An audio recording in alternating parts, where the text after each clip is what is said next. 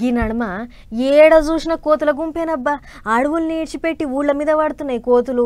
ఇంట్లోకెంచి బయటికి రావాలంటే గజ్జు నొనుకుతుర్రు పబ్లిక్ ఊళ్ళ పొంటి. ఎప్పుడు ఏడు నుంచి వస్తాయో తెలుస్తలేదు, ఏడ మీద వాడి కరుస్తాయో తెలుస్తలేదాయే.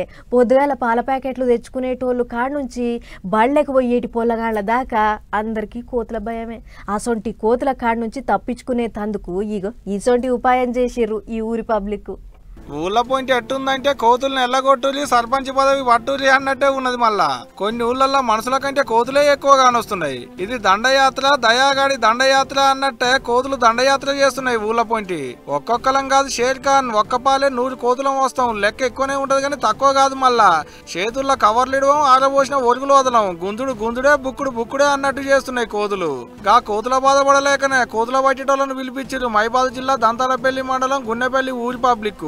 ఏం తక్కువ 200 కోతులను పట్టిర్రు, బోన్లల్లో పెట్టిర్రు, అటంక అన్నిటినీ గిట్లా బండ్లకి ఎక్కిచ్చిర్రు. తీసుకుపోయి అడవులలో ఇడిచి పెడతారట. గుంపులకు గుంపులు ఒత్తుడు, ఇండ్ల మీద ఎగిరి దుంకుడు, గూనె పెంకలు వీకుడు. ఈ ఒక్క ఊళ్ళనే కాదు, పక్క పోయింటే ఉండేటి కుమ్మరికుంట్ల రేపోని ఊళ్ళ పోయింటి కూడా ఇదే కథ అట. ఏ ఊళ్ళో చూసినా గుంపు గుంపే.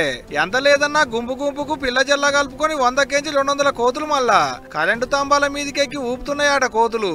తీగలు దిగునో లేకుంటే తంబాలు కూలినో కోతులతోని మస్తు షర అవుతుంది సార్లు. జరగా కోతుల తిప్పుల తప్పిలి అని ఏడుకుంటారు అక్కడి పబ్లిక్.